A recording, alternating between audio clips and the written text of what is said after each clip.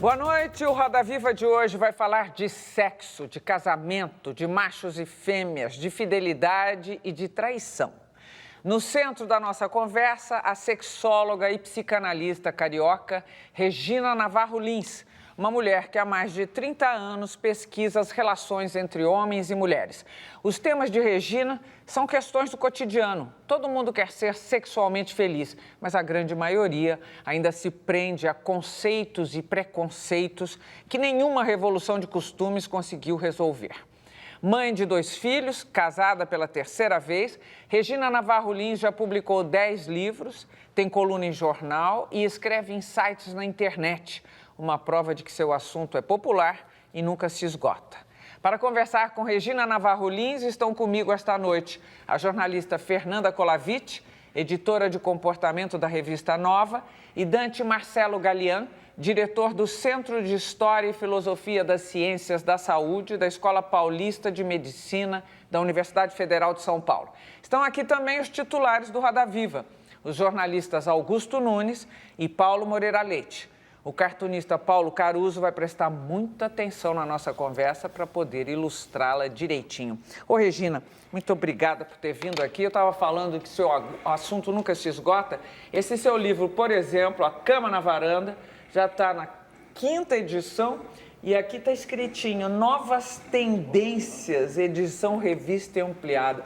Novas Tendências já me deixa nervosa. Eu sei que você andou escrevendo sobre fidelidade e foi um escarcéu na internet porque você tratou do assunto. Então eu vou começar falando de uma história que você conta no livro, o caso do juiz do Rio Grande do Sul que reconheceu a existência de 2 famílias mantidas, essas famílias, pelo mesmo homem. Ele teve filhos com a esposa e com a amante, conseguiu levar a dupla vida com sucesso e quando ele ficou doente, a amante arcou com as despesas de hospital e quando ele morreu, a mulher, a esposa, pagou o funeral. O juiz, então, entendeu que ambas devem receber pensão e isso foi feito. Eu gostaria de saber se é isso que a gente deve chamar de revolução de costumes, Regina, de novas tendências. Existe, então, família fora do casamento? E, ao mesmo tempo, me parece islâmico isso, não é? Se um homem puder sustentar 4 mulheres, islâmico tudo bem. Se for um homem com várias mulheres, né?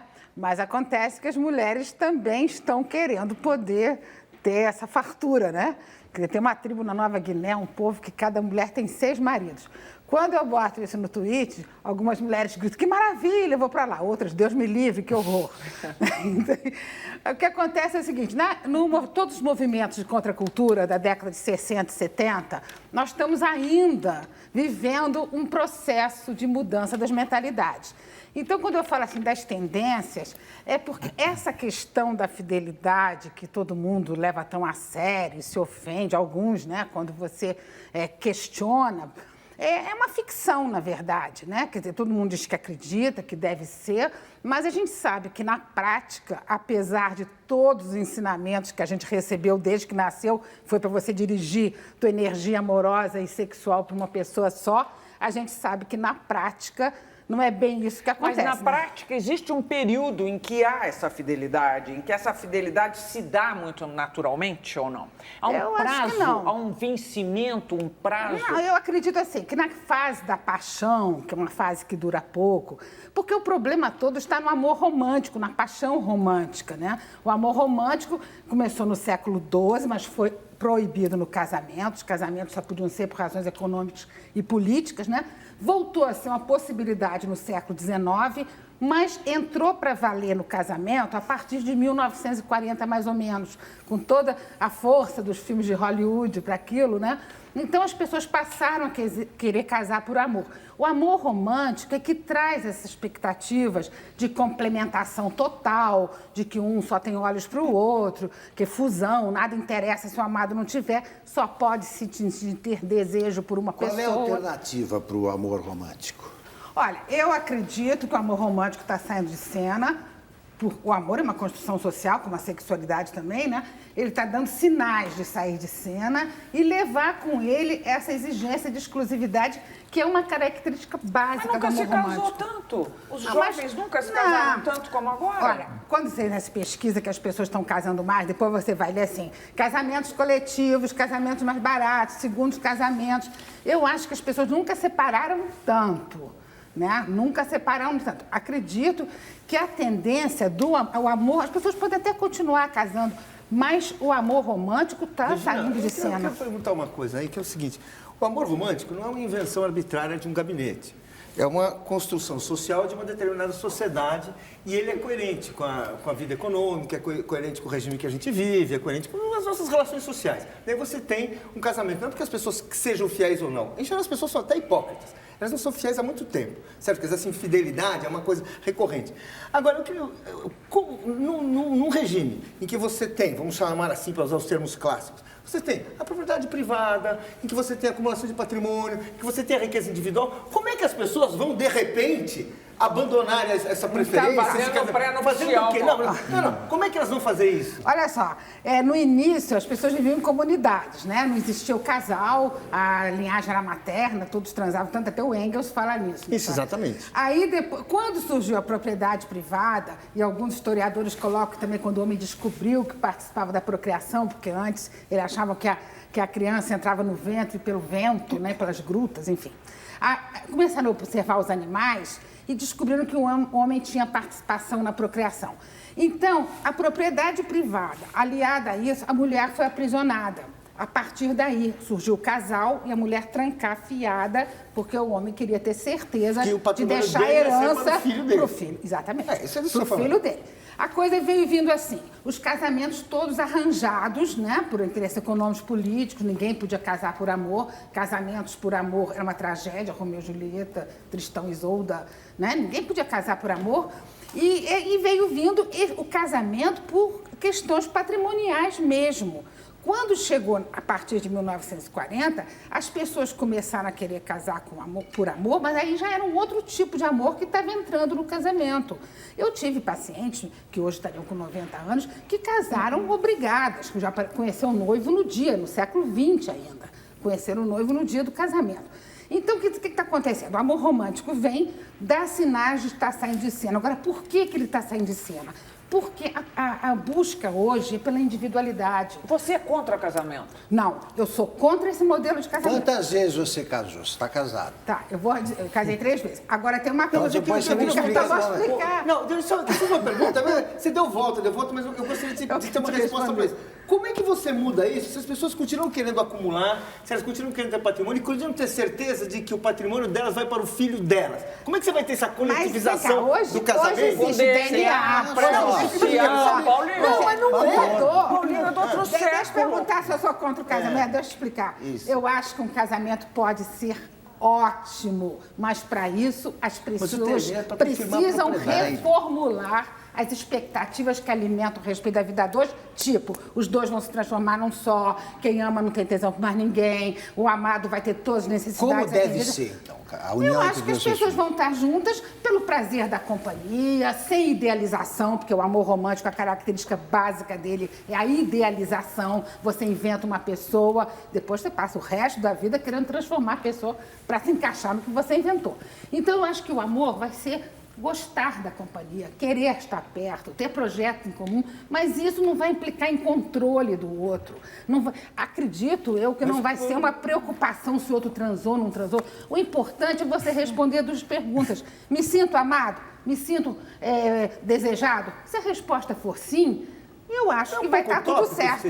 Mas, Regina, como é que você diz que a mentalidade está mudando? Sim, muito. Você vem dizendo isso já há um tempo, só que eu não vejo a mentalidade mudar. As pessoas continuam ciumentas, as pessoas continuam querendo exclusividade. O ciúme é uma coisa complicada. Então, como que fazer? Como que vai mudar a mentalidade para driblar eu acho que as pessoas... Olha, nossa cultura valoriza o ciúme, não é? Matou. Mas estava com ciúme, então tudo bem. Não é? Quer dizer, aqueles crimes... Agora está mudando, né? Está acabando. Está acabando porque as mulheres foram para lá, começaram a gritar na porta. Porque ama, é isso. Quem ama tem ciúme. Tem gente que fica muito ofendido se o outro não manifesta ciúme, não tem?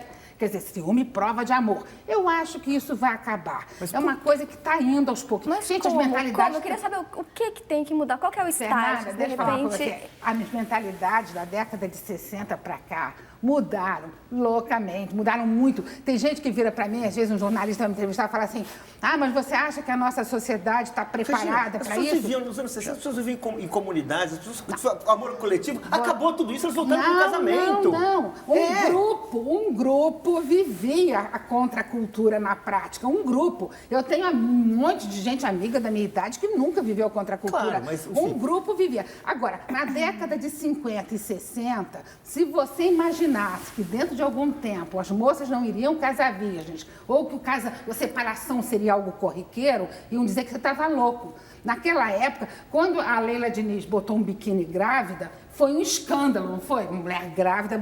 Então, depois isso virou normal. Então, as mentalidades mudam, as mulheres grávidas... Ô, Regina, vou entrar aqui.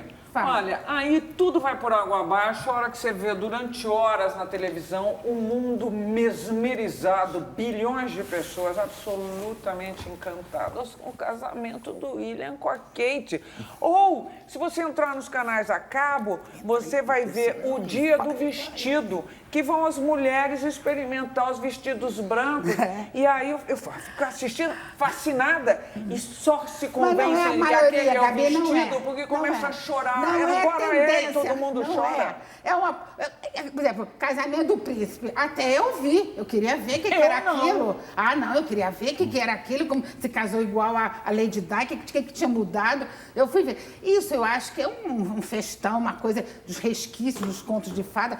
Não tem gente que até hoje conta para as filhas contos de fada, história da Cinderela? Existe coisa mais absurda do que a história da Cinderela? As mulheres em coma sempre, sendo salvas por um homem. E tem gente que conta. Tudo em coma. Eu nunca tinha pensado nessa história. Não, a história de Cinderela, Branca de Neve, Bela Adormecida, nenhuma menina ouve essa história e aprende que ela tem que desenvolver os talentos próprios. Ela aprende que ela tem que depender de um homem para salvá-la. E tem gente que conta. Esse modelo de casamento que você fala que efetivamente está acabando ou está em crise, será que não tem muito a ver também com essa questão um pouco de uma espécie de uma ideia natural de casamento? Ou seja, as pessoas se casam e acham que magicamente tudo vai acontecer e que elas vão ser felizes para sempre.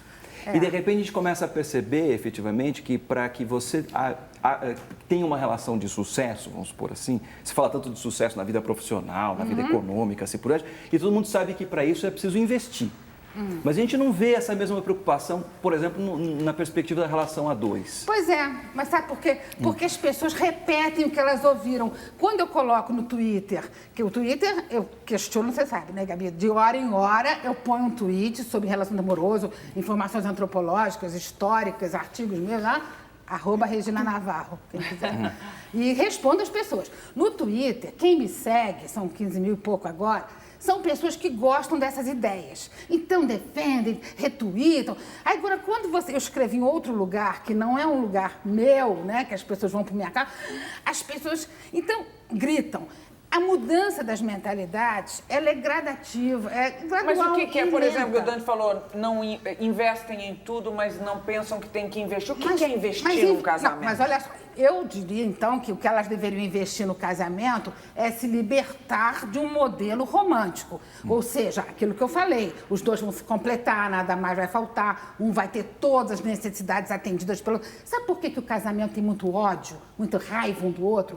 Por se frustrar nessa fantasia de que depois de casado vai ter todas as necessidades atendidas. Mas você ainda atendidas. não me respondeu porque você insiste no casamento. É porque é que eu insisto? Bom, eu espero não estar repetindo esse modelo. Eu procuro não repetir. Os casamentos foram bons, os 3 casamentos, só o atual ainda é muito bom. Eu só acho que a gente tende a repetir, não é? Quer dizer, então as pessoas acham que aquela pessoa não deu certo, aí separa... Vocês tiveram sexo fora do casamento? Você teve nos seus 3 casamentos? Você não responder isso, Brasil? Eu não. Regina! Mas eu pensei que era natural, eu achei que estávamos para caminho disso. Pensei que você estava indo em direção à vanguarda, não? Não é essa a tendência? Não, mas peraí, eu aponto tendências, o máximo que eu respondo à vida pessoal, Porque, por exemplo, mas você imagina que é todo mundo querendo saber tudo. Depois que a Sandy deu essa declaração, coitada da Sandy, que absurdo. O moralismo, sabe, a declaração que a Sandy deu, né? Uma devassidão. O moralismo em relação... Gente, ela estava sendo massacrada, não tem uma... Já acho que eu li 5 entrevistas só sobre esse tema dela. Porque outra vez o imaginário funcionando, essa doce princesinha, ela não Não, come, pois é, não vai aquela coisa toda. Então, Ninguém é mas é inocente muito, aí, né? muito moralista. Nem ela, Então, no nem- casamento, eu só acho o seguinte, quando as pessoas se libertarem dessa idealização do par amoroso, de que vai te completar em tudo, que nada mais vai te faltar, porque a raiva no casamento vem por causa disso. Você acredita, aquilo que você falou, as pessoas, você acredita tanto que você vai ter todas as suas necessidades atendidas, que é evidente que isso não acontece, aí vem o rancor no casamento, vem a raiva do outro, você acha que foi enganado. Aí você quer saber por que eu casei 3 vezes? Olha, a gente quando casa com 20 anos, você tem uma cabeça. Com 35, você tem outra. E com 51, que foi quando eu conheci meu Mas marido, eu assim, tinha outra. francamente, quantos maridos a senhora conhece que convivem bem com a ideia de que a mulher teve outros parceiros? E Pouquíssimos. que acham legal? Pouquíssimos. É? Pouquíssimos. E vice-versa. Por quê? Vice-versa, por exemplo, as mulheres sempre aceitaram. Se conformaram, Porque não né? se conformavam. Quando surgiu a pílula e todos os meios eficazes de contracepção, as mulheres, em vez de dizerem assim, bom, então agora a gente pode também, né? Eles puderam a vida toda, elas passaram a exigir uma exclusividade do homem que elas não exigiram antes. Você percebeu isso? Antigamente a mulher... Eu tive uma paciente Claro. que era bem senhora, ela dizia assim, olha, fui a esposa, a mãe respeitada, as porcarias ele fizesse fora de casa. Ela dizia assim, e era a mentalidade das mulheres. Agora, por que quando veio a pílula, as mulheres disseram, oba, agora é nossa vez? Não disseram.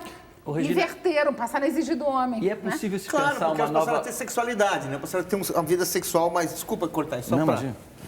Fala. Quer dizer, a mulher toma pílula, aí ela pode ter uma vida Ela sexual. está livre da gravidez indesejada. Foi isso a grande mudança de mentalidade, foi aí.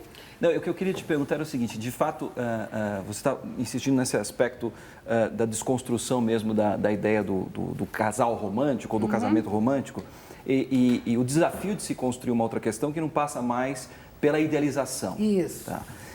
Agora, independentemente disso, quer dizer, construir essa relação mais verdadeira, mais autêntica entre homem e mulher, passa necessariamente pela necessidade de que se tenha uma vida extraconjugal, por exemplo, do ponto de vista sexual, ou não? Eu acho que não passa pela necessidade de se ter. A grande vantagem do momento que a gente vive hoje, com todas essas mudanças, é cada um poder escolher sua forma de viver, porque todo mundo teve que se enquadrar em modelos sempre, né? Você tem que casar, ter 2 filhos, uma frostfree, uma televisão 42, todo mundo teve que se enquadrar. Então agora a gente está tendo pela primeira vez a chance de cada um escolher sua forma de viver. Se eu quiser ficar casada 30 anos e só transar com meu parceiro, tá tudo certo. Se eu quiser ficar casada com 3 pessoas ao mesmo tempo, também está tudo certo. Quer dizer, então, cada vez mais está ganhando espaço essa ideia de você escolher como você Tá quer ver tudo fora dos certo da modelos. porta para dentro. do da ponto de vista porta da lei. para fora é complicado. Por quê? Ué, Você está dizendo que a sociedade toda está aceitando isso? A família de quem resolveu está fazer mudando isso? muito, é que a gente não percebe. Se eu perguntar para vocês qual foi o momento que as moças puderam não casar virgem, ninguém sabe apontar um momento. Quando foi natural os casais se separarem, ninguém sabe apontar um momento. Agora anos vejo, 70, agora vejo né? declaração Nos de anos 70. mocinha dizendo que se Não, guardou. veio vindo. Veio vindo. Agora, deixa eu fazer uma pergunta.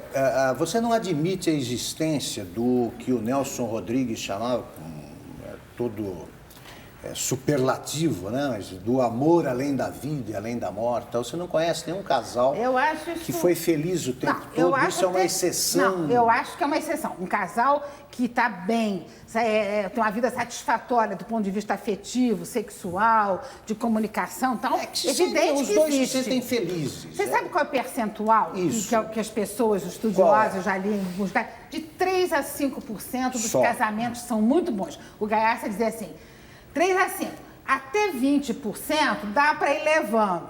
Umas briguinhas aqui, umas coisinhas...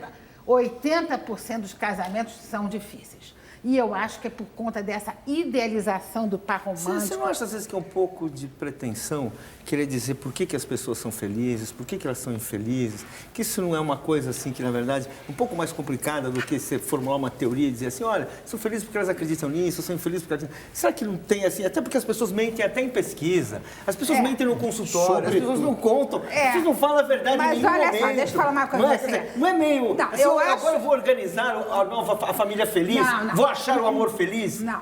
Eu acho que não é para ter fórmula. Uma coisa que a gente sabe é o seguinte, que do jeito que é, não é bom. Do jeito que não é, porque eu não tenho só consultório, né? Quer dizer, as pessoas mandam desenho, programa de rádio, jornal, então eu recebo muita informação, porque no consultório você fica restrito, né? Aqueles pacientes muito tempo, você fica com uma pouca variedade de casos, né? Então, as pessoas não vivem bem. A imensa maioria não vive bem no casamento. Na sua profissão mesmo já não existe uma repetição de papéis? Por exemplo, eu não conheço sexólogos homens. Por que as mulheres são sexólogas? Mas tem homens, sim. Bom, mas quantos? Não sei, mas eu conheço poucas mulheres também, né? Quer dizer, na verdade, chamam de sexólogo porque eu trabalho com a sexualidade também. Mas tem terapeuta sexual, que é outra coisa diferente, né? São pessoas que fazem terapia. Eu conheço um ou outro, mas eu conheço basicamente mulheres fazendo isso. Não é uma repetição? Quer ver uma outra coisa? O poder... e o sexo realmente são relacionados? E aí, eu estou falando em amplo sentido. Se existe ainda a dominação masculina, embora você ache que isso já tenha melhorado muito, não é porque o poder é imediatamente associado ao sexo? A gente vive numa sociedade patriarcal há 5.000 anos, né? Então, quando o patriarcado se instalou, dividiu a humanidade, homem para um lado, mulher para o outro, e o homem passou a ter o domínio. Quer dizer, o patriarcado começou no domínio sobre a mulher e se estendeu a outras esferas. É uma mentalidade de dominação, guerras, outros povos mais fracos, enfim. Então, eu acho que... E a mulher foi usada o tempo todo para o prazer sexual do homem, né? Como escrava, era raptada. Então, ou seja, eu agora estou escrevendo um livro há 5 anos que eu começo na pré-história, né? Então, eu mergulhei Grécia, Roma, é um absurdo o que a mulher foi. Porque tem gente que fala assim, uma vez alguém está me entrevistando e falou assim, você é feminista? Eu digo assim, porque você não é? Eu acho uma loucura alguém não ser feminista, porque se você for realmente estudar a história do Ocidente, você nem precisa ir para os outros lugares que são terríveis também. A mulher foi escravizada sexualmente e de todas as formas desde que o patriarcado se instalou, 5.000 anos. E hoje tem estudos diante do patriarcado, estudos que provam que havia uma sociedade possivelmente de parceria porque não encontraram armamentos, fortificações de 5.000 anos para trás, né? Então, é uma mentalidade que está começando aos poucos a cair. Os pais hoje, você pega o pai, a figura do pai, né, na família. O pai hoje é um pai totalmente diferente do pai de 50 anos atrás. Como? Ele se relaciona mais com o filho. Não, os pais, por exemplo, eu tenho amigos da minha idade que quando o pai chegava em casa, a mãe botava tudo num quarto para não atrapalhar papai. O papai se trancava no escritório, não tinha o menor contato. Os pais eram provedores e ponto, né? A mãe que fazia tudo. Hoje, os homens, aumenta cada vez mais o número de homens que pedem a posse e guarda de filho. Os homens brincam, estudam, levam para a escola, fazem dever. Você não observa essa mudança do papel do homem? Cada vez mais?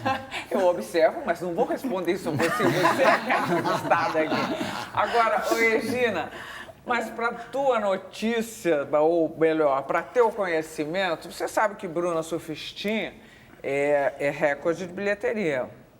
Bruna Surfistinha fala de uma garota se prostituindo. Eu vi o filme. Então, você viu o filme. O que significa isso nessa mudança toda que você, com tanta alegria, apregou? Estamos mudando, sexo é outra coisa. Vai todo mundo lá ver aquele sexo proibido, pago, sofrido ou não? Olha, Gabi, são 5.000 anos de repressão sexual da mulher. Desde que o cristianismo chegou há 2.000 anos, o sexo foi visto como uma coisa abominável, repugnante. Eu fico... 5.000 anos, né? O patriarcado se instalou há mais ou menos 5.000 anos. Sim, mas em Roma... Não, Roma foi agora, foi 2.000 anos atrás. Exatamente, a coisa não era bem assim, né? Os homens eram poderosos. Sim, mas as mulheres tinham muito mais liberdade. Mais que na Grécia. Exatamente. Mais que na Grécia, porque na Grécia... Mais que hoje.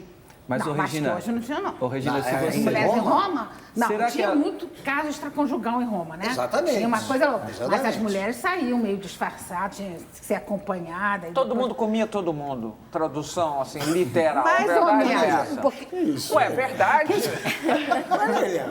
Ué, gente, nós estamos falando Valéria, de tudo sexo. bem, nada, Vocês tudo têm bem, mas- vergonha das palavras que falam sobre sexo, da linguagem comum? Olha, na Grécia, Augusto, na Grécia, as mulheres eram trancadas num lugar chamado gineceu, dentro da casa, e só as mulheres trancadas, elas não aprendiam nem a ler nem a escrever. E tem maridos que dão depoimentos de que nunca viram a mulher à luz do dia, você acredita? Eles iam lá só para fazer um cidadão grego. Quando ele achava que já tinha feito cidadãos gregos suficientes, não iam mais. Mas você mesma diz, desculpe te interromper, que numa das entrevistas você disse que a tendência é aumentar a bissexualidade. Na Grécia, a bissexualidade era rotineira. A Grécia, só para os homens. Só para os homens. Tudo bem. Os cidadãos gregos, porque a mulher era tão desvalorizada que eles não podiam se apaixonar por uma mulher, eles tinham que se apaixonar por um homem. Mas eu acabei de visitar na Turquia Não, um eles harém. tinham homem... Não, olha, se apaixonavam, as mulheres eram trans, só as etárias, as prostitutas, né? Aquelas Sei, prostitutas de luxo. isso. Então, as etárias, eles se encantavam por prazer sexual e tal, mas eles não viviam o amor como a gente vive hoje. O amor, esse amor, dedicação, eram pelos efebos, pelos Eu rapazes. pergunto isso porque eu acho que o cristianismo provocou uma mudança profunda também nesse negócio. Acho que Total, Mas olha aqui, reprimiu antes mesmo o sexo. virou pecado. Antes mesmo do cristianismo, a gente pega, por exemplo, Homero, né? Aí, principalmente a Odisseia, e tem aquela história toda de Penélope e tal. Numa visão assim mais superficial, a gente imagina aquela ideia da mulher passiva, esperando pelo marido, e tecendo, e destecendo e tal. Mas se você for analisar mais profundamente, você vai perceber que aquela mulher lá, né, no seu gineceu, ela vai tecendo, na verdade, uma verdadeira armadilha. Mas olha só, você sabe que eu estava pesquisando para esse livro e tem autores que marcam uma diferença da Grécia homérica, o papel da mulher, para a Grécia do período do Péricles, Clássico, né? né? Século V a.C. As mulheres na Grécia homérica parece que elas eram mais parceiras dos homens, né? Elas Então, veja, depois... essa questão do patriarcado e matriarcado precisa ser um pouco matizada, porque ela é cheia de indas e vindas no final das contas. mas a questão da mulher engravidar é uma coisa grave para o homem, né? Quer dizer, ela podia engravidar e ele deixar a herança para o filho do outro. Isso era inadmissível. Eu tenho que terminar aqui o primeiro bloco. Eu ia dizer, eu fui outro dia a Istambul e fui conhecer um harém, o harém do Império Otomano. E aquilo é uma cidade fechada, e onde eles tinham os eunucos. E eu fiquei imaginando, porque ali só um macho era o dono daquilo tudo. Fiquei imaginando que devia rolar sexo entre elas.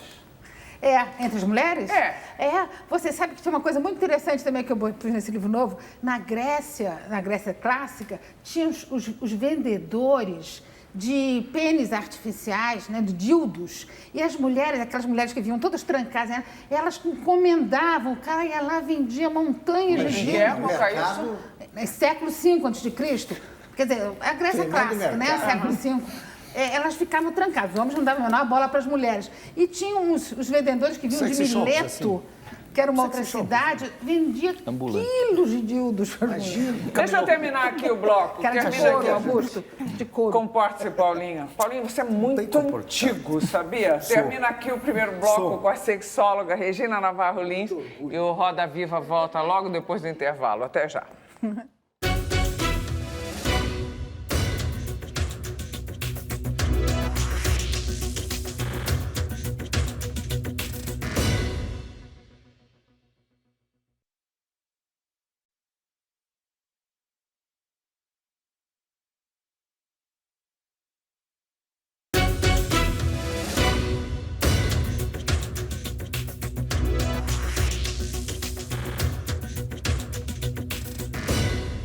De volta para o segundo bloco do Roda Viva com a sexóloga Regina Navarro Lins. Aí, Regina, quero falar de casamento, outra vez. Dois fatos que chamam a atenção nos últimos tempos. Primeiro, a insistência dos gays em oficializar a união, assinar papel, assumir o casamento. E a segunda questão, já coloquei no outro bloco. Eu fico imaginando se aquele casamento que você assistiu, inclusive, aquele casamento de princesa e que todo mundo ficou parado para ver, se não colabora, inclusive, nesse momento de união gay. Se só mostrar aquele casamento já não retrocede todo esse avanço que você acha que eu houve acho que não, Gabi, na questão de casamento. Eles já moravam juntos. Isso é uma diferença, porque, por exemplo, esse casamento de princesa, a Lady Di, quando casou, o que eu li é que ela foi dormir com a avó do príncipe Charles, reservada ali, porque ela ia perder a virgindade no dia do casamento. O príncipe William, ele já morava com a namorada, né? Quer dizer, então, eu acho que é uma encenação que não tem efeitos maiores, porque já moravam juntos, todo mundo sabe disso, moravam. Então, perde aquela ideia da princesa, que aí é noite de Mas você núpcias. acha que os gays estão querendo apenas uma união civil, uma legitimação, ou, na verdade, o que tem por trás é a fantasia do casamento? Olha, eu acho que no caso dos gays, os gays foram tão discriminados que eu acho que eles têm todo o direito agora de querer, de ser aceitos e tudo mais. Então, talvez, pode ser que depois de uma outra etapa, eles também comecem a ter que questionar se vale a pena casamento no papel. Não sei. O que eu acho é que eles querem um respeito que merecem, né? Então, uma igualdade... Por favor. Desculpa. Eu queria saber, só voltando naquela história dos múltiplos amores, eu queria saber de você se você acha que a internet pode ter um papel que pode fazer virar essa sua ideia de mudar a mentalidade. Você acha que as pessoas podem aceitar melhor a ideia de ter um parceiro real e outros virtuais? Porque muitas pessoas estão fazendo sexo virtual e tendo até relacionamentos virtuais tendo um parceiro. Será que essa questão Eu acho que a internet contribui muito para as pessoas pensarem em ter vários parceiros. Eu acho que daqui a um tempo, menos pessoas vão querer se fechar numa relação a dois e é bem possível que mais pessoas vão desejar ter relações múltiplas. E a internet ajuda, porque quando você está se comunicando com alguém, ou fazendo sexo, ou conversando, você não agradou alguma coisa, você deleta, é um clique. E você começa a conversar com o outro. Então, existe uma discussão, sexo na internet, é traição, não é traição, não tem esses papos? Sim, a maioria acha que é. Olha, eu acho que a palavra traição não diz nada para mim nesse sentido. Eu acho que traição é uma coisa gravíssima, você trair um amigo, você trair um compromisso, você tá com alguém porque você quer roubar o dinheiro dela, sei lá, para mim traição é uma coisa desse tipo. Mas se você relação extraconjugal... Não se aplica... Não se aplica. Mas se você tem um compromisso, você assumiu lá de ter igreja, fidelizar, ser fiel... As pessoas assumem muitas vezes porque o padre pergunta, ela responde. As pessoas não deviam fazer pacto... falar não, né? Não deviam fazer pacto de exclusividade. Esse é o problema. Porque se você fizer traição... Porque elas querem fazer esse pacto. Agora, elas querem não, exclusividade. mas você quer saber uma coisa? Hoje já tem muita gente que não acha que exclusividade sexual é um valor tão importante. Hoje já tem gente, então você vai chamar de traição. Às vezes eu vejo matéria nas revistas semanais, traição. Eu falei, não perguntaram quantas pessoas já não acham isso grave. Você, por exemplo, se eu não tenho pacto de exclusividade com meu marido, por exemplo, ninguém está traindo ninguém. Então, isso tem que ser levado em conta, que muita gente... Agora, na internet, eu acho que é a mesma coisa, porque tem gente que fala assim, você se relacionar com alguém na internet, você está se relacionando com a máquina. Mentira! Tem uma pessoa do outro lado que sofre, que sente, que fica afetado com o que você diz, que se emociona. Você recomenda internet para quem está, por exemplo, um pouco aborrecido no casamento, entediada? Você recomenda ou não? Eu nunca recomendei, não, mas eu acho que se a pessoa quer fazer amigos, quer encontrar pessoas, quer exercitar um pouco a sua sexualidade. Porque, na verdade, o sexo é uma coisa que o pensamento viaja, vai longe, né? Eu queria que você me explicasse melhor essa questão do aumento da bissexualidade, porque só fazendo uma preliminar, nenhum ranço machista, não. cada vez é mais difícil a pessoa ser simplesmente heterossexual. Isso é tão estranho. Por que é tão estranho Não, isso? eu acho que a maioria ainda é heterossexual. Mas, sabe qual é o percentual de homossexualidade no mundo simplesmente todo? gosta, Em um torno homem de 10. gosta de mulher, ponto final. O que é o homem? E um homem gosta de mulher, Sim, sim. ponto final. Não Sim. gosta do... Não tem eu interesse acho sexual que no existe homem. isso, sim. Agora, o aumento... Não, existe não. Isso não é uma... Deixa ele falar, deixa Não, ele falar. não, existe. Ela está falando Eu que é sei uma que maioria. existe. A maioria é assim. Agora, a questão da bissexualidade como tendência, em 1985 saiu uma Newsweek que na capa estava assim, bissexualidade, sexo do futuro, que você já está discutindo isso há muitos anos. Então, o que acontece? Voltando àquele sistema patriarcal que dividiu a humanidade em duas partes, homem e mulher por um lado, criou um ideal masculino e um ideal feminino, certo? Homem não chora, homem tem que ter sucesso, força, poder, coragem, ousadia. Mulher tem que ser meiga, cordata, gentil, submissa. Não foi assim? 5.000 anos que você criou isso.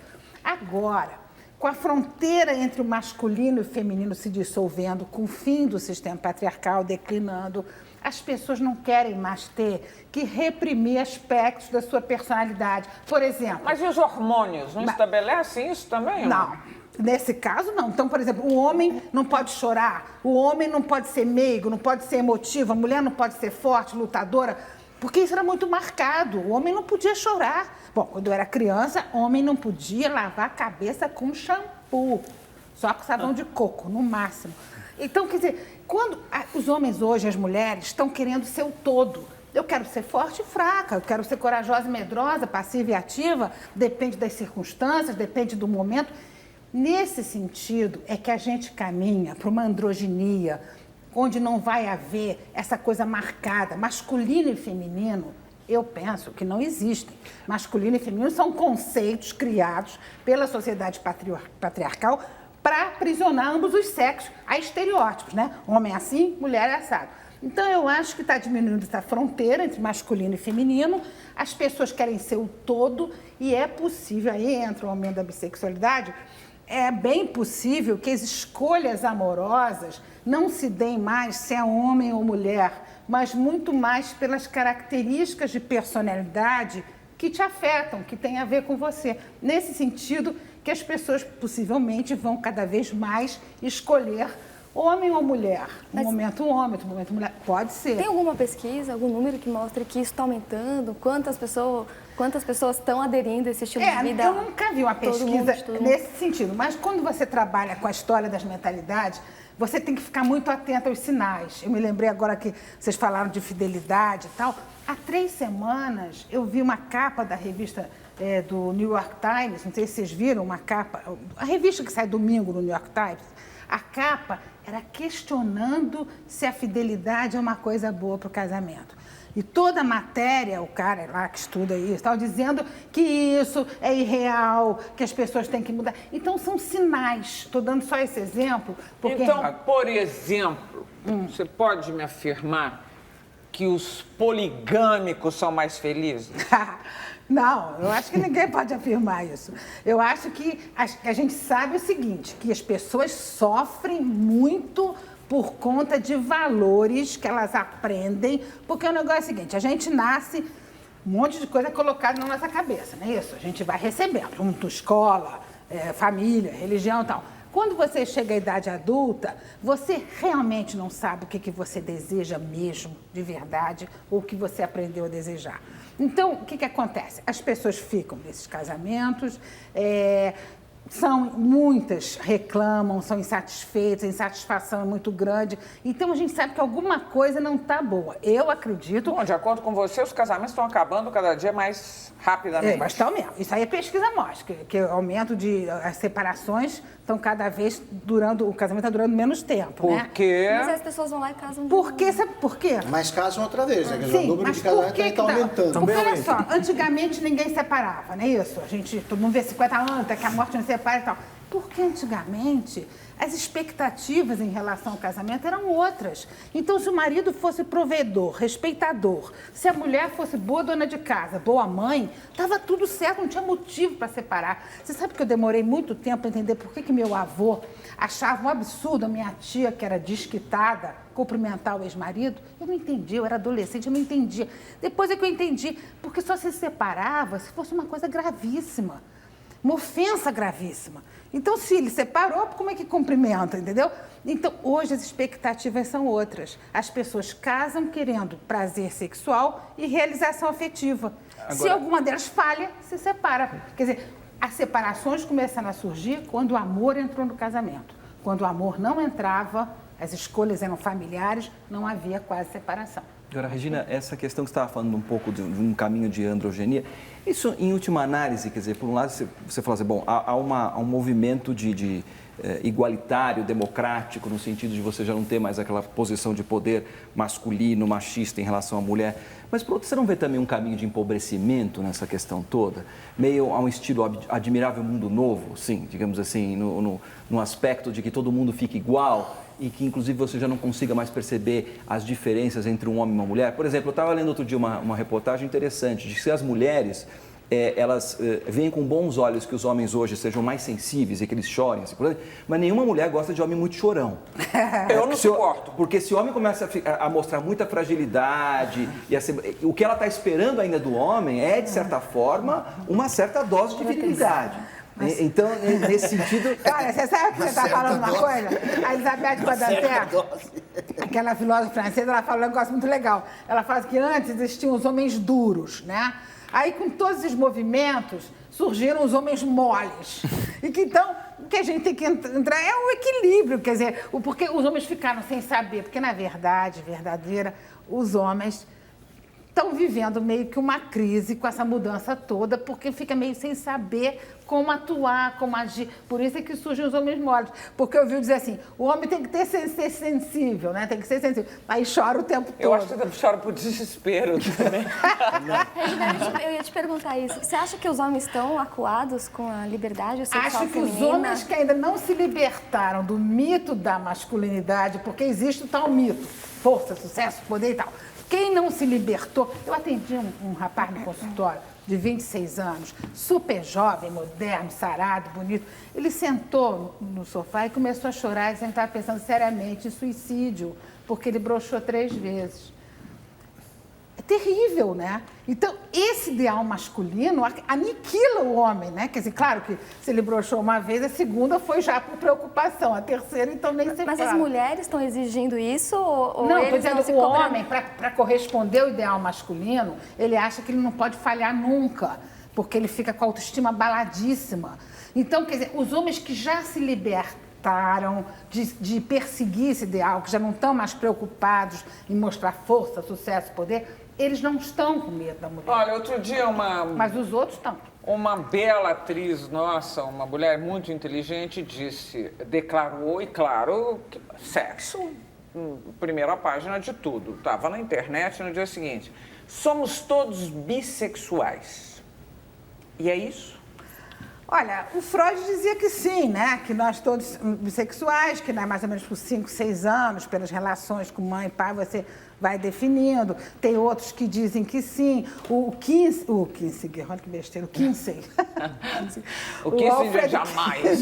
O Alfred Kinsey, ele fez aquela escala, né? De 1 a 6, a metade todo mundo bi, aí vai sendo gradualmente até ser todo mundo hétero numa ponta, o que você falou. O cara só gosta de mulher, ponto. É o hétero totalmente. Na outra ponta, totalmente homo. E tem graduações e no meio as pessoas são bi. Eu ouvi falar, essa entrevista foi de uma coragem. Todos seremos, é um negócio muito doido. Quer dizer, daqui a pouco você vai pegar o cara como o Clint Eastwood, ele vai ter que. Ele tem que se conter. Ele e as fantasias dele masculinas, quais são os modelos? Não, mas... Deixa eu acabar de falar. Não, é isso que eu estou dizendo. Figuras assim Você sabe que eles existiram são desde o começo dos tempos e existirão. Atores. Isso que eu ia perguntar. Ou você acha que eles estão Não, eu acho que na medida que diminui o moralismo, a censura de um grupo social, é evidente que as fantasias surgem mais. Por exemplo, sexo a 3. Eu comecei a receber inúmeras mensagens de pessoas dizendo que queriam fazer sexo a 3. Sempre. A turma do swing. Sempre existiu o sexo claro. a 3, certo? Mas eu estava recebendo muita mensagem. Aí eu comecei a falar, mas que história é essa que todo homem, mulher casado com uma mulher... Aí eu joguei no site, que eu tinha um site, e só sobre relacionamento amoroso, e 1.634 pessoas responderam. 77% respondeu que queria fazer sexo a 3. Aí você De para... preferência, 2 mulheres e um homem. É o lobby do aí swing. Tá um pouco, não está muito claro. Regina, é o lobby do swing. Tudo bem. Mas acontece o seguinte, na medida que diminui a censura, as pessoas começam a botar em prática a fantasia. Então, por exemplo, aí eu perguntei, você já fez sexo a 3? Nesse caso, 30% disse sim. Só 30%. Então, é possível. E você acha que eles estão falando a verdade ou eles estão Acho ali? que sim, porque é anônimo na internet, no site, não tem assim, eles explicam o porquê da resposta. Então, eu acho que, na medida que diminui a censura, as pessoas vão usando mais as suas fantasias, né? Agora, o mais importante é a gente poder escolher a forma de viver. Eu acho que você não corre risco de ser obrigado a qualquer coisa, porque você pode escolher, eu quero só transar com um homem. Mas você não acabou a sua resposta sobre a tal da bissexualidade. A bissexualidade. Eu acredito que a tendência seja as pessoas, não todo mundo, mas um número expressivo de pessoas escolherem seu objeto de amor muito mais no que diz respeito às características de personalidade do que se é homem ou mulher. Num dos seus livros você fala da figura do cowboy, né? Do mito do cowboy, é isso aí. Na cama, na varanda. O cowboy era aquele cara que... durão, né? Isso. Que ia lá, conquistava. Até que o Ang Lee fez o filme Brokeback Mountain e Uma acabou experiência, com muita isso. gente diz que muitas pessoas, homens e mulheres, se declaram bissexuais, muitas vezes porque tem dificuldade de assumir que são homossexuais. Você mas... tem... Isso é real? Não, eu não acredito nisso. Isso é um preconceito que o bissexual sofre, porque o bissexual sofre assim. Os homos dizem que ele é enrustido, não está assumindo. Os héteros também, né, cobram dele. Então, os bissexuais, eles ficam meio acuados, né? Porque como se fosse mentira, como se fosse um disfarce. Eu não entendo por que não é possível uma pessoa sentir atração sexual por ambos os sexos. Eu não acho Agora, que todo Regina, mundo, mas algumas pessoas podem sentir, por que não? Por que tanta lucidez, tanta alegria nas coisas que você diz, né, aparentemente? Numa época em que me parece está todo mundo muito solitário. Eu nunca vi tanta gente procurando tanta gente, voltando sozinha para casa e reclamando da vida. Eu vou dizer um negócio a você, Gabi, que eu acho que vai... Eu nunca vi um momento que as pessoas fossem tão pouco sozinhas como agora. E vou te falar uma coisa. Eu sei que existe uma ideia, hoje todo mundo é solitário e tal. Olha, velhos, você começa pelos velhos. Os velhos viviam jogados para escanteio sozinhos. Hoje, o velho de classe média para cima, ele tem aula de canto, de teatro, grupo de não sei o quê, de van que pega, passeio, não sei o quê. Não, os velhos hoje fazem o que quiserem, não fica mais jogando... Viagra também. Por isso é que está vendo o divórcio grisalho nos Estados Unidos, né? As pessoas estão divorciando com 70, 80. É isso aí. Bom, então, isso. E outra coisa, a internet. Eu conheço gente que tem amigos, namorados, transas há anos pela internet. Então, nunca as pessoas foram tão pouco sozinhas. Eu não acho que hoje exista uma solidão maior do que Mas você outras acha que a épocas. internet, ela consegue substituir a presença física das pessoas? As pessoas acabam se encontrando fisicamente, né? A maioria acaba se encontrando, casa, conheço gente que casou, namorou, gente pela internet. Mas acho que é uma forma de conhecimento, ainda mais com o Skype, né? O Skype é um negócio que permite você olhar olho no olho. Porque antigamente, quando a internet surgiu para valer aqui, não tinha câmera e tal. Então as pessoas ficavam inventando. Eu sou loura, 1,90 m, olho azul, enfim. Agora não, agora a primeira coisa que é assim, cadê sua câmera? Ninguém mais consegue enganar tanto, né? Porque as pessoas pedem câmera. Eu acho que a internet, ela mudou completamente a relação entre as pessoas. As pessoas são... Você chega, um dia você está sozinho no sábado à noite, 11 da noite, não tinha nada para você fazer. Você vai lá num chat de bate-papo, você conversa com um monte de gente. É claro que tem muita gente que não é interessante, mas na vida também, né? Tem muita gente que não é interessante. Então, você conversa com uma porção de pessoas. Se você quiser fazer sexo, você faz sexo pela internet, né? Com grandes Monogamia emoções. ficou só para livro mesmo? Só para literatura? Monogamia? É. Eu acho que existem algumas pessoas, até conheço algumas, casadas há 30 anos, que são monogâmicas, pelo menos dizem que são, e tem uma relação ótima. Eu conheço casais casados há 30 anos que vivem muito bem. Agora, a gente tem que discutir... Que vivem muito bem sem fazer sexo por fora. Agora, existe. Agora, eu acho que a maioria, a gente tem que discutir ideias baseadas no que predomina, na maioria. Então, a maioria não vive bem. E o problema também desse negócio de monogamia é que gera sofrimento, porque se você acredita numa coisa que botaram na nossa cabeça, que quem ama não transa com mais ninguém, a gente não aprendeu isso? Às vezes, estou dando uma palestra, alguém fala, mas então não havia amor, quem ama... Se você acredita nisso e descobre que teu parceiro ou tua parceira transou com alguém, você quer se matar, você acha que você não é amada, que você, né? Então, além disso, essas crenças equivocadas geram sofrimento. Agora, Regina, você não acha que a gente substituiu alguns mitos por outros? Por exemplo, essa coisa de você ser feliz com uma pessoa só, é um mito que a gente está desfazendo, o mito do amor romântico, mas, por outro lado, a gente também não está criando outros mitos do tipo assim, a obrigatoriedade de você realizar todas as suas fantasias para ser feliz. Será que para ser feliz é preciso realizar todas as fantasias? E é preciso ter prazer, tenha prazer, porque se você não tiver prazer, você está falido. Eu acho que você não precisa realizar, não é obrigada a realizar todas as suas fantasias, mas as pessoas querem viver melhor, querem viver com mais prazer. Então, mas o viver melhor é realizar a fantasia?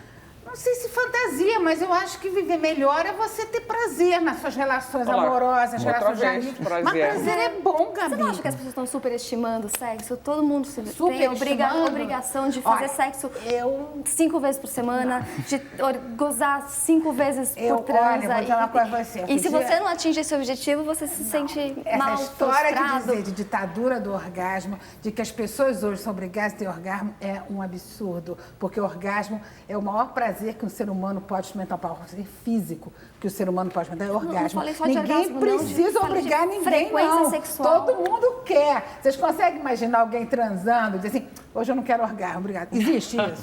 Não falei só do orgasmo. Não, falei sim, da necessidade de você precisar. A obrigação de você se sentir disposto para o sexo. Né? Exatamente, frequência. Como você transou uma vez por mês, que absurdo. Eu isso acho que as pessoas transam tão menos do que gostariam, com tão menos qualidade do que poderiam.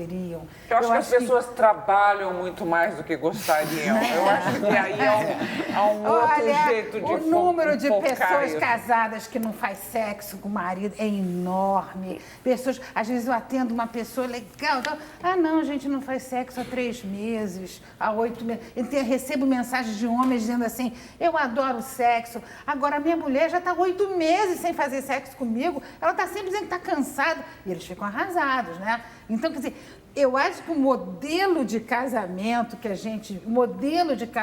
é que tem que mudar.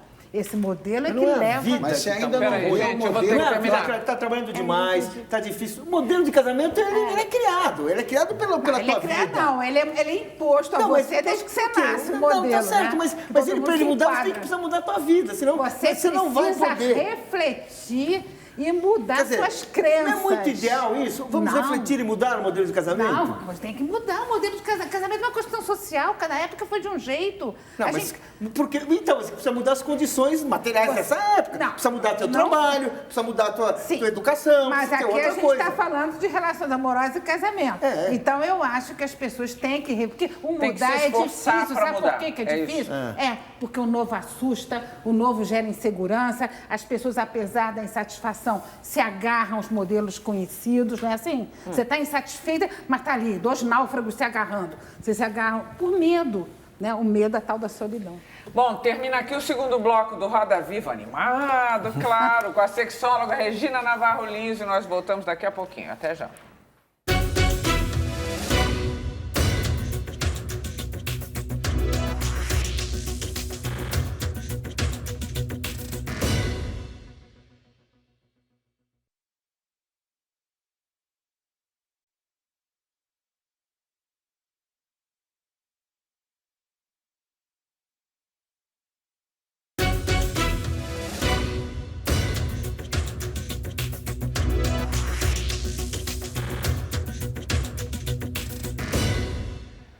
De volta para mais um bloco do Roda Viva com a sexóloga Regina Navarro Lins. Ô Regina, você costuma dizer que o homem aceita a mulher independente, mas morre de medo da mulher autônoma. O que você quer dizer com isso? Onde é que a grana, a capacidade de fazer dinheiro... Qual é a diferença? A dependência financeira entra nisso. A gente é acostumado a ouvir assim, homem ter medo da mulher independente, a mulher que ganha dinheiro e tal. E eu digo o seguinte, eu não acho que o homem tenha medo dessa mulher. O homem tem medo da mulher autônoma, se a gente entender mulher autônoma como aquela que se libertou daqueles padrões de comportamento impostos para a mulher. Mulher tem que ser dependente, tem que ser frágil, tem que ser submissa, não pode mostrar que gosta de sexo, não pode tomar iniciativa do sexo. Não toma iniciativa. Esses padrões de comportamento que foram impostos para a mulher que se liberta disso, eu chamo de mulher autônoma. Ela se libertou. Então, se ela está afim... Por exemplo, a mulher até hoje, você encontra mulheres que vão numa festa, conhecem homem e fica de beijinho. Chega no dia seguinte, ela está grudada no celular esperando ligar. Ué, por que ela não liga se ela gostou? Mas é porque ela aprendeu que vai se desvalorizar. Mulher transar no primeiro encontro... Ou se desvalorizar ou assustar o cara. Eu não acho que pense em assustar, não. Eu penso que aí é muito assim... assustar no sentido do cara não achar que ela é uma mulher, assim, né, contida e tal. Essa coisa de transar no primeiro encontro, né? É uma coisa muito curiosa, porque às vezes a mulher está com um homem num lugar, numa festa, beijos ardentes, abraços, então, aí na hora de finalizar, ela diz, não, eu não transo no primeiro encontro. Aliás, essa é uma crença que, que até hoje, entre os jovens... gente muito novinha acha, deu na primeira vez, vai dançar. Pois é, mas acontece... Não funciona ainda isso? Existem mulheres, quando eu dava aula na PUC, eu fazia dinâmica de grupo, mas isso há 10, 12 anos, e teve nessa turma, foi a primeira vez que eu ouvi isso, as meninas dizendo assim, olha, se eu estou afim de namorar ele, eu não transo. Mas se eu não estou afim, eu transo. Quer dizer, os caras ainda entram nessa... Né? Quer dizer, então, é o resquício de uma mentalidade patriarcal que o homem pode e a mulher não. Porque na década de 50 e 60, como é que era? O homem insistia, a mulher tinha que dizer não. O homem e a mulher podiam estar morrendo de vontade. Porque esse era o poder.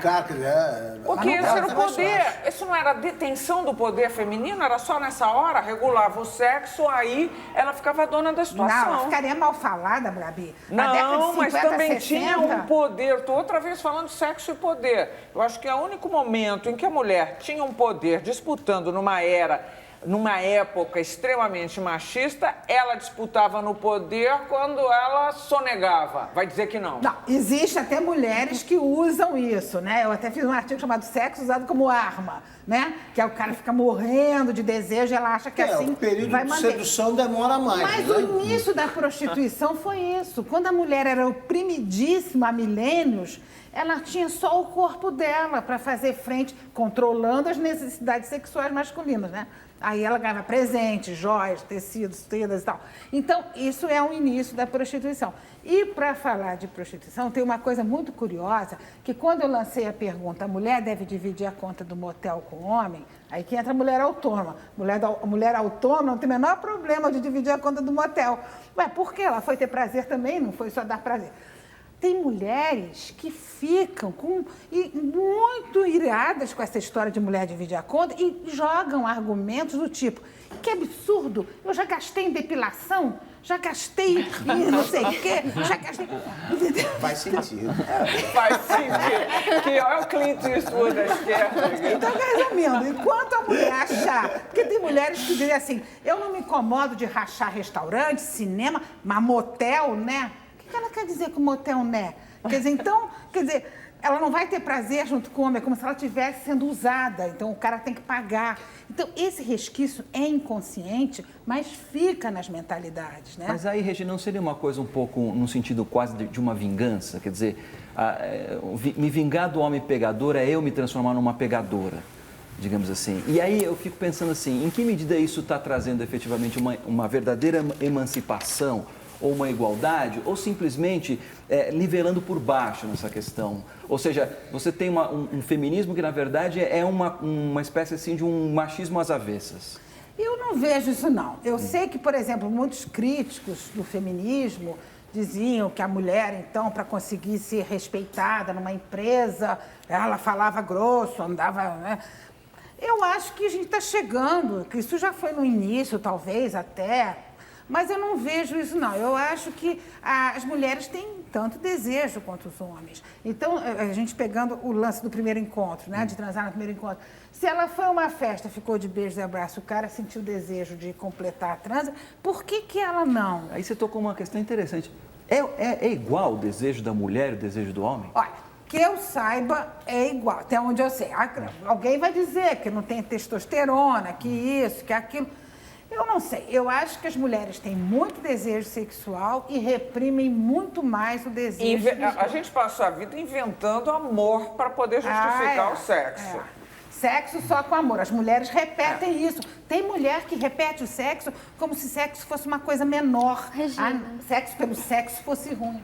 Tem até uma discussão controversa, biológica, que diz que o sexo casual faria mal pra gente, para as mulheres. Por quê? Porque a gente é programada biologicamente para se conectar. A gente libera mais oxitocina do que os homens durante a transa, o hormônio da conexão e tal. Então, socialmente a gente está liberada, transando mais, só que ali no fundo a gente se sente mal depois com isso. Isso é uma teoria feita por um homem patriarcal. Eu queria saber a sua opinião sobre isso. Olha só, eu acho que tem mulheres que dizem assim, porque a transa sem amor, ou a tua transa casual, né, conheci numa festa, assim, no dia seguinte eu fico com um sentimento de vazio, eu me sinto... Não, mas não foi a transa, foi a expectativa dela que era ter arranjado um namorado para sair no sábado à noite. E aquilo foi na sexta-feira, no sábado o cara não ligou, ela fica péssima. Então, é a mesma coisa de transar com amigo. Tem gente que fala assim, transar com amigo você perde amizade porque dá uma sensação horrível. Não dá nada, depende da expectativa. Você só se frustra dependendo da sua expectativa. Eu não acredito que mulher seja programada para ter vínculo amoroso. Isso aí é delírio de alguém Regina, patriarcal. Essa aproximação, essa quase igualdade que você se refere, você deu o exemplo da conta do motel, de que se estende a tudo. Por exemplo, a mulher autônoma não gosta do homem que abre a porta do carro, que espera tomar aí o tem uma licor. questão Como é que é séria. isso? Ótima pergunta sua, porque aí é o seguinte, a gente vai cair na história do cavalheirismo. Exatamente. Aí tem pessoas que dizem assim, é uma coisa masculina. mas é gentileza. Gentileza é uma coisa, cavalheirismo é outra. Gentileza, homens podem abrir porta para mulheres, mulheres podem abrir para um homem. Gentileza é uma troca, hein? Que pode, não precisa ser homem ou mulher. Não, mas a mulher não vai abrir a porta para o sujeito. Por que? Tá saindo Não, nunca vi. Bom. Nunca vi. Agora, cavalheirismo, se a gente pensar bem, cavalheirismo implica no homem estar numa posição de superioridade, a mulher de fragilidade. Eu sei que todo mundo vai berrar. Quem está vendo o programa vai berrar com isso. Mas se você pensar bem, eu tenho uma autora que ela fala assim, aí a gente tem o cavalheiro que segurando o nosso braço, fazendo as coisas que nós somos perfeitamente possíveis de fazer, se não estaríamos mortas, né? O que cede o lugar no ônibus, por exemplo? A mulher malha na academia o dia inteiro, carrega peso pra caramba, a não ser que seja uma senhora, uma pessoa que já tá com cara de cansada. Agora, uma mulher de 30 anos, 40 anos, que tá malhando o dia inteiro... Você acha que ela se levanta para que um sujeito de 80 se sente, não? Você vê isso como normal? Se ela Eu for nunca bem vi. educada, ela Eu faz. acho que ela vê uma Nunca vi. pessoa de 80 que tá frágil, tá com uma bengala, Imagina, o problema da ideia de cavalheirismo é que ela está embutida uma ideia de superioridade do homem. O homem guia, o homem faz, é muito bonitinho, todo mundo... Entendeu? As mulheres dizem, eu adoro um homem Mas cavalheiro. pelo contrário, Regina, se o sujeito... Eu conheço, isso aí é típico de alguns, de uma faixa do gaúcho. Eu morei no Rio Grande do Sul. É impressionante, anda na frente da mulher, não abre a porta e nem espera tomar o licor, que essa é uma cena pavorosa, porque todo mundo pede licor, o homem levanta e a mulher vai correndo atrás. Esta mulher, Mas não precisa dar mas ela vai se sentir mais ofendida pela superioridade do homem do que se o sujeito esperar. Eu não estou Não, entendendo. mas não é isso. Não. Olha só, você pegou extremos, né? A mulher Não, anda que nem a tô mulher pegando japonesa, que situações também anda reais. atrás, Você né? sabe qual é a distância da mulher japonesa? Eu Qual fui é? descobrir. Sabe qual é a distância da mulher japonesa? Não. Que ela tem que andar atrás do homem, ela não pode pisar na sombra dele, ou seja, meio-dia é a hora ideal para andar na Mas rua. então, se eu deixo... Não pode pisar na sombra. Se eu deixo com que ela se aproxime, eu permito que ela se aproxime da minha sombra, eu estou agredindo e o outro não. Não, mas não é Entendi. isso, mas não é isso. É aquela ideia do cavalheirismo implicar no homem ter que proteger, porque a mulher é frágil. Isso é uma outra coisa, a ideia da mulher frágil. Porque a gente tem que estar... Acontece que a mulher autônoma não é aquela que obriga a pagar, eu quero pagar, se eu não pagar. Não é isso. A gente discute assim, se o homem tem que pagar simplesmente pelo fato de ser homem. A minha questão é isso. Eu sei que tem dia que a mulher paga, tem dia que o homem paga, tudo bem. Mas pagar só porque é homem tem que... Porque antigamente era assim. Eu acho assim que quem pode mais, dá mais. Sim, É assim. sim. Mas o homem, não, se os dois podem igual, vão dividir, não é isso? Quer dizer, o homem pagar só porque ele é homem é que é uma marca patriarcal forte. Agora, você acha que o fato das mulheres gostarem de serem galanteadas, né? Ou de que os homens se comportem de forma cavalheiresca com elas, é um resquício patriarcal ou é algo que é próprio, por exemplo, de algo que a gente pode chamar da delicadeza feminina? Não, eu acho que é um condicionamento cultural. Eu não acredito nessa... A mulher foi educada assim. Se você falar alto, o homem não gosta. Se você sentar desse jeito, o homem não gosta, né? A mulher tinha muito essa coisa... Gente, você é de revista feminina, né? Na pesquisa desse meu último livro, agora que eu estou fazendo, eu encontrei o que as revistas femininas, você deve saber, falavam para as mulheres na década de 40, 50 e 60. Não dá para acreditar. Por isso que a gente tem que estar atento, porque é que a gente vai vivendo o momento da gente, como se fosse sempre assim e tal. Mas, gente, a opressão que a mulher sofreu nesses últimos 5.000 anos era assim, se seu marido, isso é da década de 60, se seu marido deixou cair as cinzas do cigarro no chão, não reclame, sorria e limpe tudo alegremente. Não dá, isso é o mínimo, isso é mais light. Agora eu vou fazer uma pergunta para você, usando o que o Dante há pouco falou. Ele diz que há uma espécie de mimetização, né? As mulheres passaram a fazer coisas... Mas eu pergunto, se as mulheres passaram a trabalhar, a serem provedoras, assumiram papéis... uma mulher, por exemplo, não pode chegar para um rapaz e dizer, olha, se não for para dar para mim, eu prefiro que você não apareça. Se não for para dar para mim, para transar com ela? Quando você não tem maior interesse num Claro, rapaz, não você é. não pode dizer. Choca você, Dante? Não me choca mais nada. Não me choca. Os homens se chocam. Te choca? Não. Mentiroso. Choca você? Aqui não. O que você está perguntando? E é você? afinal? O que Choca? que Se uma mulher chegar e dizer, Eu não olha, entendi eu quero que Olha, você o uma meu transa interesse sexual. é esse, é deixar Uma muito mulher, claro eu acho como que é os homens sexo. sempre Como é que fizeram é? com as mulheres. Eu acho que qual interesse? É assim, olha, Dá o 10. essa coisa da gente Come o ficar 10. saindo todos os dias e não chegar a lugar nenhum não me interessa. Marília, Se não for para dar para mim, não apareça. Eu nunca ouvi isso. Não? Não, mas sempre é tempo. Mas da mesma forma como a gente acha que é algo ruim que o homem diga isso para uma mulher, eu acho que da mesma forma. Depende da Quer dizer, forma aí que eu estava você falando usa. de baixar para o nível de baixo. Não, Não mas é olha baixar só, para o Dade. nível, é de repente... Não, mas, Gabi, mesmo numa transa casual, pode ter uma troca de afeto profundo, entende? Quer dizer, mesmo que o sexo seja uma vez por mês, que apareça lá só para ter um caso, uma transa assim, você pode bater com aquela pessoa, ter uma sintonia com ela, isso é uma transa que tem afeto também. Eu queria perguntar Embora não tenha continuidade. Perguntar uma coisa para você sobre voltar um pouco à conversa de amor romântico, que você critica muito. E eu queria saber o seguinte, a invenção do amor romântico, ou a criação do amor romântico, não foi uma forma de emancipar as relações do dinheiro e do poder? Ou seja, quando você romantiza uma pessoa, você idealiza, diz que aquela pessoa você está predestinado a... Na verdade, você não está se libertando da pressão familiar, do interesse, da grana. O amor romântico teve um aspecto de rebeldia. Porque isso tem para muita gente até hoje. Não, mas olha Para muita só. gente até hoje ele tem Mas essa olha função só. que é o seguinte. Ó, seguinte, papai, mamãe... Não, eu quero ficar com quem eu quero. É o amor romântico. Isso é importante. É só conversar com qualquer garoto que isso é importante. Agora, tem o seguinte, ele começou no século XII a partir do amor cortês, aquele amor que era o trovador, o jovem, que só o mais velho podia ganhar herança, né, dos filhos da nobreza. Então ficava aquele bando de jovens cheios de energia, né, com aquelas armaduras. Então eles se apaixonavam pela dama, mulher de um nobre. Isso era o amor cortês, que deu origem ao amor romântico. Até o século XII só era permitido amar a Deus. A partir do cristianismo, só podia amar a Deus. Foi a primeira manifestação de amor recíproco. Foi no século XII.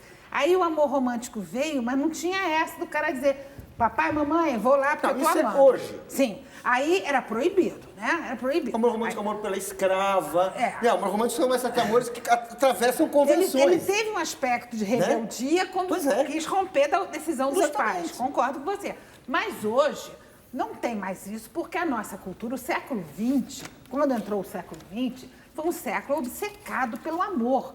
Se você estuda todos os séculos, desde a pré-história no Ocidente, nunca houve um século em que o amor tomou essas proporções que tomou no século XX, né? Então, tudo sobre amor, livro sobre amor, música sobre amor, blá, blá. Então, o que acontece? Hoje as pessoas acham que tem que casar por amor. Quando alguém casa sem amor, é criticado, não é isso? Mas não é uma evolução positiva? As pessoas acharem que elas têm que casar com quem elas gostam. Não casar... Sim. Não é? Casar com quem você gosta, exatamente. sim. Mas o problema do amor romântico, ô Paulo, só para fechar, o amor romântico é um conjunto de expectativas ideais que determinam tudo na vida da pessoa, na vida amorosa dela. Agora me explica esse Brasil, Regina, porque vou voltar para a questão da homofobia, porque eu acho que é bem um retrato de um país muito louco. Porque a questão da homofobia é dramática no nosso país. Nós somos um dos países onde se cometem mais crimes contra os homossexuais. Ao mesmo tempo, nós temos a maior parada do orgulho gay do mundo, nós temos um baile gay no carnaval, nós temos revista gay na banca. O que acontece nesse país que é tão... E estou usando esse exemplo para falar de tudo, para falar de sexualidade brasileira.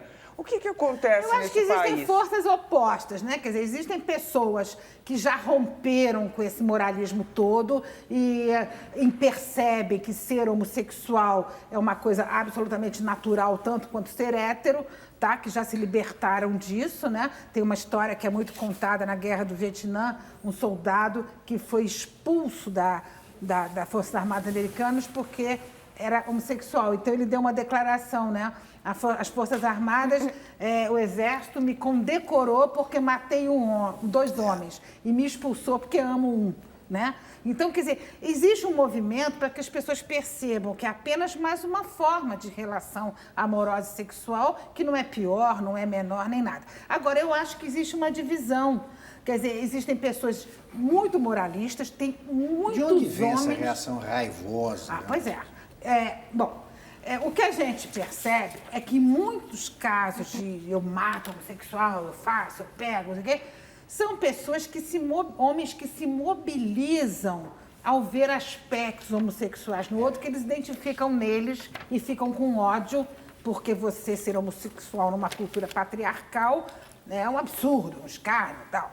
Então, muitas vezes, agride, ataca. Teve uma época, né, alguns que matavam, né, os caras matavam os homossexuais, iam transar.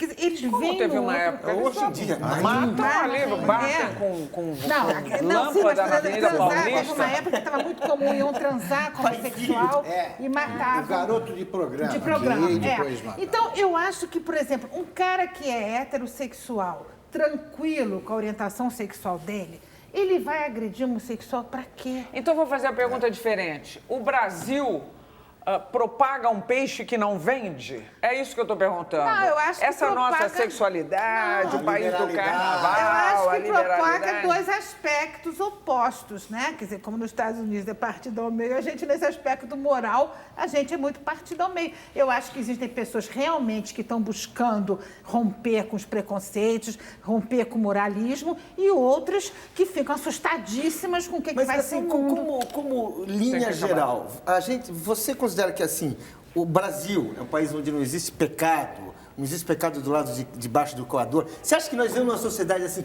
mais permissiva, menos permissiva? Acho Pelo que você vê algumas aí? cidades do Brasil, o Rio, sem dúvida. Agora, existem muitas cidades, eu dou palestra, né, por várias Rio, cidades. sem dúvida, o quê? É mais liberal Mais que muitas permissivo, outras. você tá É falando mais assim. permissivo que outras cidades. O Rio é mais permissivo. Não tem uma estatística de cada cidade. Claro, mas eu vivo no Rio. percebe-se, né? Percebe-se no Rio. Agora, eu dou palestra em muitas cidades e as pessoas vêm me dizer do preconceito com a mulher separada. Ainda tem muita. A mudança das mentalidades, ela é lenta e gradual. Às vezes demora 150 anos para mudar. No século XVII e XVIII, as mães não amamentavam os filhos, nem viam o filho quando nascia, entregavam para a ama, mortalidade infantil era absurdo. Demorou 150 anos para a mulher achar que ter filho era uma coisa legal. Então demora. Bom, acho que não estaria aqui para assistir a isso.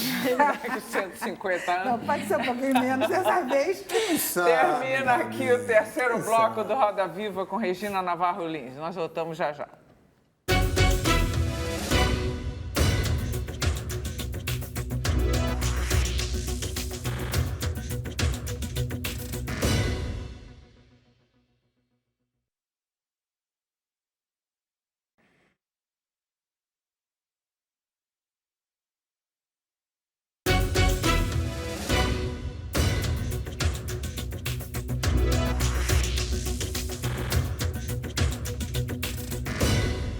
De volta para o último bloco do Roda Viva com a sexóloga Regina Navarro Lins. Regina, neste bloco a gente faz um balanço do que foi essa nossa conversa. Vamos lá.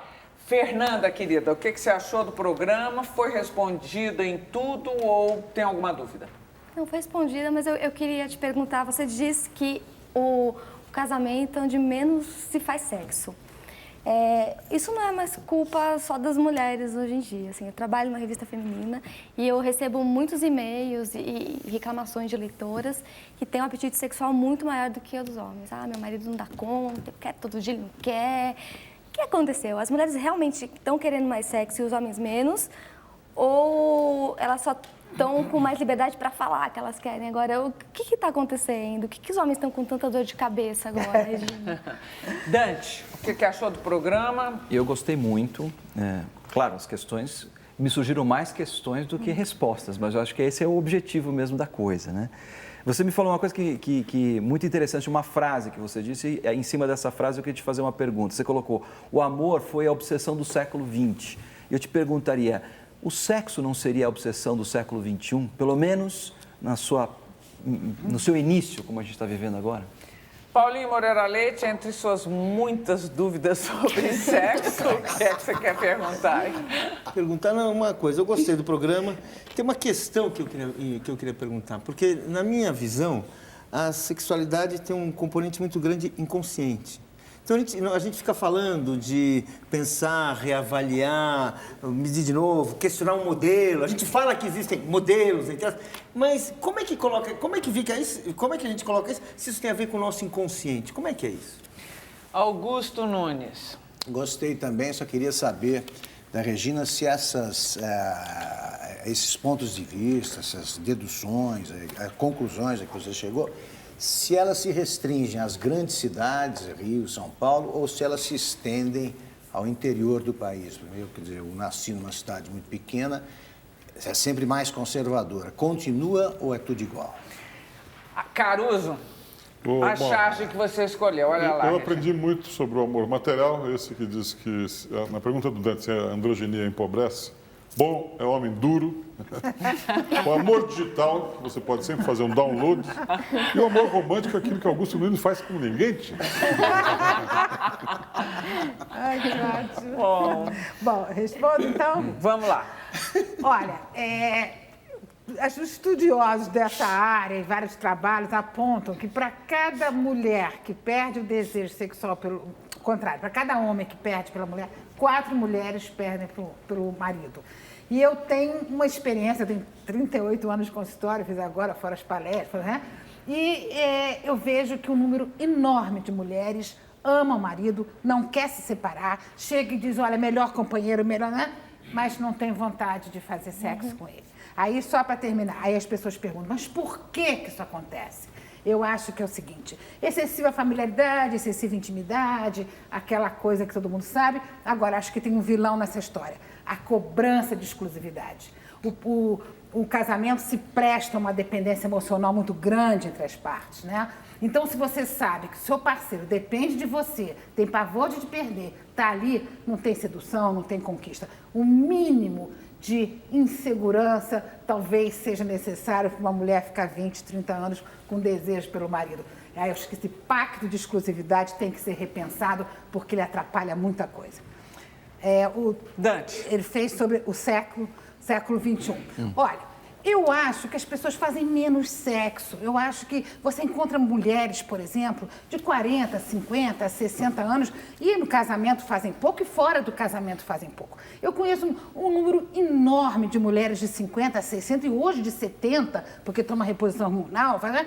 Que dizem assim, eu quero fazer sexo. Várias chegam para mim e dizem assim, gente, por que não tem bordel para as mulheres irem? Porque chamar a garota de programa, eu tenho medo. Várias dizem isso.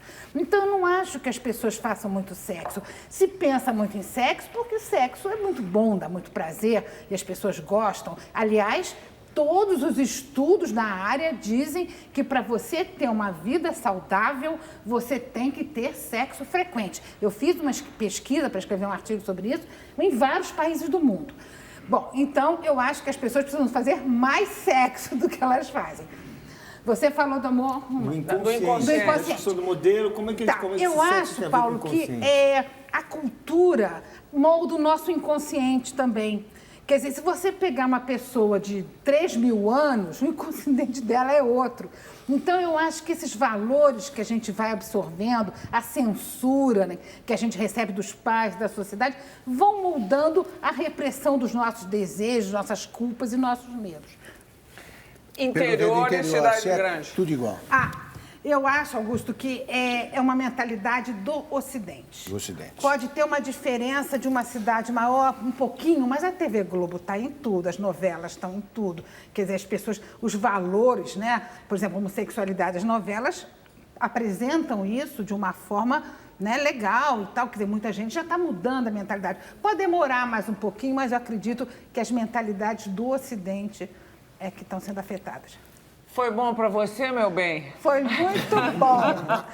Esse programa é aquele programa que parece que você cai na jaula do leão e todo mundo, mas foi muito bom. E eu acho que é fundamental eu acredito que a gente pode mudar, Paulo. Acredito que a gente pode ver melhor. Nesse momento político, vamos lá, então, para encerrar.